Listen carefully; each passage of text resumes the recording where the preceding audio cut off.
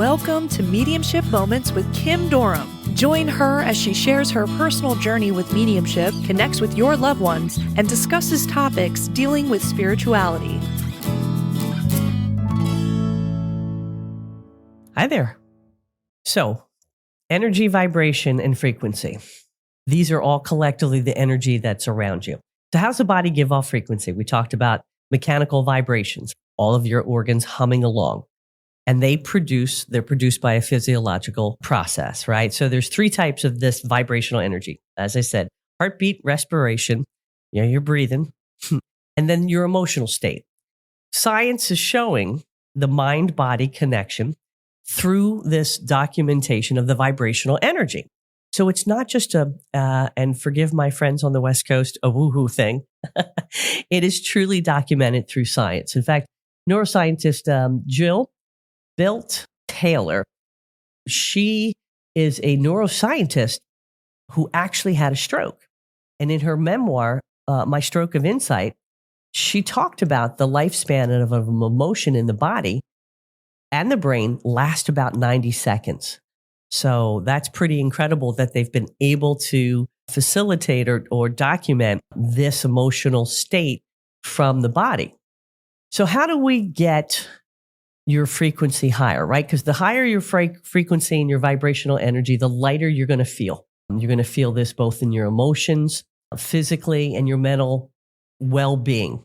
These are really, really important. And it's important to bring these things together, not only to treat pain, but also the quality and quantity of your life. I'll basically say that. There's a few things that you can do to change the vibrational energy. And I want to go into that now, if I may. Let's talk about the first one. When they talk about changing your energy or your emotional state, I want to talk about the use of water. It's been documented that sitting in front of an ocean or a lake, even a stream, can change your neurobiology. It can actually change the cells within your brain to generate happiness. It's almost like a serotonin uplift, an SSRI. Without me going into pharmacology, 10 Hershey bars.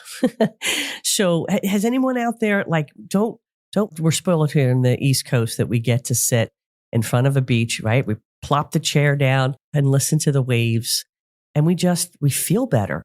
We feel happier, maybe a little salty or sandier, but nonetheless, there's this peace that comes with connecting with nature, whether that's at a beach or taking a walk in a park. Not only does that connect you to nature and ground you, and yes, we have shown that the body needs to be grounded for it to work more efficiently. Think of an electrical circuit and what grounding will do for your body. So another way to change your vibrational energy, and I encourage my clients to do this for people that seem stuck.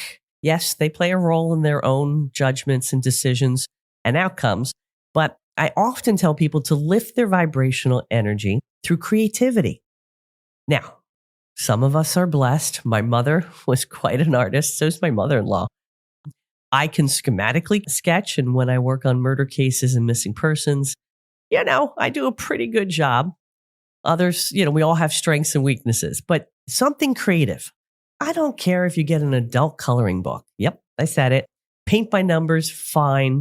Some people take in pottery, photography, whatever you can do that's creative.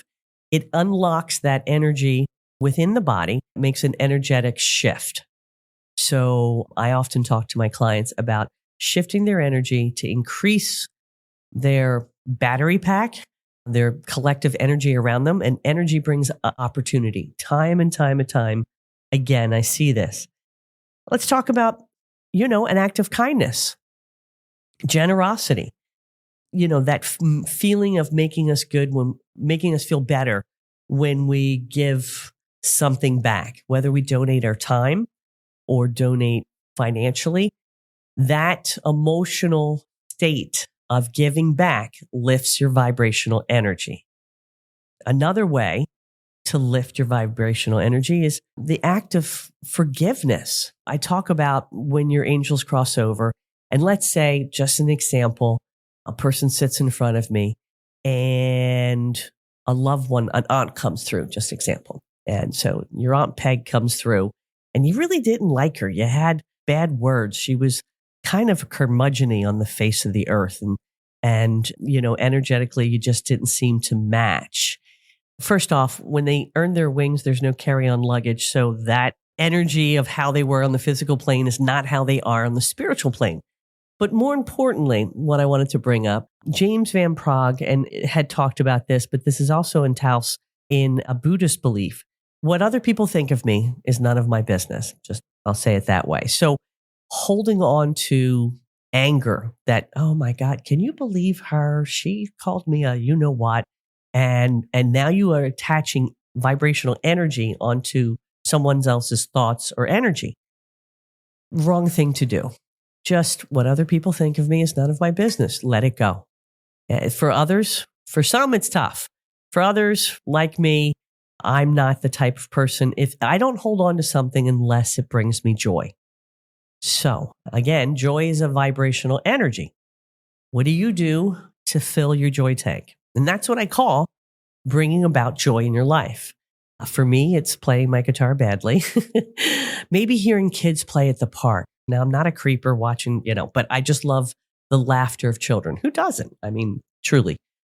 The small things in life bring me joy. And if you can be present in that moment and have joy in your life, it'll lift your vibrational energy. Also, physically moving. You start to work out, your heart's beating away, you're breathing faster, you're shifting all of those vibrational frequencies but mechanically by making yourself move. And when you do that, it totally shifts your mood. Again, has an effect directly on your emotional state. And that's the whole physics behind it. So that's what I want you to take from what I'm saying, is that you have the opportunity to shift this energy. Another way is what you eat. You are what you eat. And let's face it, some of us just like running to McDonald's. I have nothing against McDonald's. They're not my sponsor. Their French fries are amazing. The celiac girl inside of me can't really enjoy one of those Big Macs. But, if your diet is composed of just carbohydrates, you're not giving the cells in your body the nutrients they need to work at their highest frequency or mechanical optimism. Eating better, those green leafies, and bringing more protein into your life, a little less carbohydrate. I'm not a dietitian. Don't you feel better when you eat better? And the people that take care of themselves in that way actually feel better. And so that's another way to lift your vibrational energy. And let's talk about meditation. And I'm going to save a talk for meditation and teach you all some techniques. But there's a clinical psychiatrist, Dr. Hawkins, who talked about the past and future are only in your mind, and the only truth is now. I know that sounds kind of deep, but meditation is the breathing mindfully that calms the nerves, increases your mood and your feelings of peace, right? So I use, and again, they're not my sponsor yet, but I welcome it, Calm, to be able to meditate. And you're like, I don't have time for this, Kim. I'm running the kids to school before work, and I've got 3 meetings, and then I've got a presentation, and then I've got to pick the kids up and take them to soccer practice, and then come home and make dinner. And where am I going to put this time in? Anything to change your behavior takes 21 days, typically, research has shown. So you start at the beginning, and you can meditate anywhere. I mean, you could meditate in the car before you go to work. Now, I'm not saying you're going to get all Zen-like and get in a lotus position and, burn some incense, but you could just sit there, close your eyes, and I want you to think of a peaceful place in your mind's eye, that camera in your head, and just go there, whether it's the ocean for many, maybe up to the mountains hiking and over a peak and looking at snow-capped mountains. For my friends out in the desert, They like to go horseback riding and take in the bluffs and just the beautiful landscape. But picture a place to you that is peaceful. And then I want you to take a nice deep breath, close your eyes, and put yourself in that place. And now the mind wants to be busy. And for all of my anxious Annies out there and Andrews, I'm not sexist, the mind always wants to be busy. So when you're trying to meditate, give it something to think about. What do I mean? If you're sitting there in the car, you've got your peaceful place in mind. I want you to now think of, and this is really easy to do, think of while you're sitting in the car, you're in an elevator and you're at the 10th floor and your head is the beginning of the 10th floor. And you feel the warmth of the head and your face. And each floor you go down, you go from the head to your lips, to your neck, to your shoulders, to your arms, to your chest, your stomach, your pelvis, to your legs, to your knees, to your calves, to your feet. I'm not quite sure if that was 10 floors, but you get the gist of it. That is a 30-second moment of mindfulness. And if you can start to incorporate and that's a quick little meditation, find your peaceful place, take some nice deep breaths, and then start to visualize moving down the body like the elevator going down. That puts you in a better emotional and physical state to start your day. You can do it in the shower, you can do it in the car. But I highly, highly recommend meditation as a way to increase your vibrational frequency and the energy around you. So let's talk about the lower vibrational energy people. Relationships are hugely important and play just a major impact in your energy and your opportunity. So, they talk about people surrounding yourself with your own tribe. Surround yourself with people that lift your energy up. Spend more time with people who believe in you, right? There's nothing worse than having an energy drain from a relationship. And I call those energy vampires. Make time to be with your friends. I know we're all busy. We all have calendars. We try and squeeze it in. But truly sitting with your friends and catching up lifts your mood and lifts your energy. Unless they're a total PIA. But every group's got one. I'm not saying I do, but but for the most part, find your tribe, connect with the people who believe in you and lift your energy up. Those that drain your energy, and you've been around them, you're like, oh my God, Kathy, if she keeps talking about how she's going to leave Fred and she's not going to leave him and the problems and she never says anything positive and I just can't do it anymore. Those are low vibrational energy people. People who suffer with addiction, low vibrational energy. In Kathy, the example I used with Kathy, she just may be having a bad day or several bad days. Maybe take Kathy for a walk. Lift her vibrational energy that way. I bet you'll see her not be as Debbie Downer. But the low vibrational energy of people who suffer with addiction is huge, especially in our society. And it is a disease that can be treated. So if they're willing to take control of their addiction, I come across many clients that try and manage someone's addiction, and you can't. You truly, truly can't. It is up for that individual to walk that path towards healing. And whether they go into AA, whether they go into rehab, it is vitally important. And they actually use in rehab meditation, another way to lift their vibrational energy. It's so important that people seek treatment because what happens if you're in a home with somebody with a low vibrational energy, it starts to affect everyone else within that family. Not only the ups and downs of addiction, it's kind of like buying a ticket on a roller coaster. I'm not particularly fond of roller coasters, no offense out there. I was on one when I was 18 in Great Adventure, Rolling Thunder, and the bottom fell out by my feet. Yeah, that was enough for me to say, check, please. But anyway, you get the click, you're going up and things are good. And Jimmy's got a great job and he's doing well. And then Jimmy goes on a bender and boom, that's the roller coaster going down. So a life with somebody of addiction is quite literally up and down, up and down, up and down. And that emotional energy within the house, that frenetic disconnect, will affect you emotionally, physically. So it's terribly important that if you've got someone in your life that's got addiction, that you hopefully can put some pamphlets in front of them, have an intervention, but in the end, it's their decision. If it's a friend or a family member that is just negative energy and you choose not to surround yourself with that energy, there's nothing wrong with that. Truly, truly, there isn't. I just encourage those out there suffering with addiction to find treatment because it does affect them and their families, as we all know. So, again, we're all energy. We're all humming along at a frequency and a vibrational energy that affects us. And you have control over how you lift your energy. And I encourage you to do that. I always like to leave my podcast with a mediumship moment. And I'm blessed. I do sessions via Zoom with my international clients.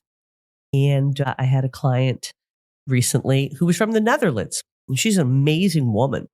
And she's someone who works as a flight attendant as her steady income, but also works in neural research and techniques of healing. And it's not Reiki. It's something a little bit different. It's just amazing. And she's a pioneer in that field. But nonetheless, I did a reading with her, and a gentleman came through who had crossed quickly, unexpectedly. And he was later 20s, and he put me in a wedding. And all of a sudden, he's got a tux on, and he keeps showing me a bottle of water and then a champagne glass. And he's laughing, and he's laughing. And he keeps talking about a toast. And he mentioned another gentleman's name making this toast. So the woman sitting in front of me didn't understand what I was showing her. And sometimes that happens. You know, your angels will show me something that's meant for someone within the family. And that after she sat with me, she went to her nephew. The wedding happened not in the Netherlands. She wasn't present.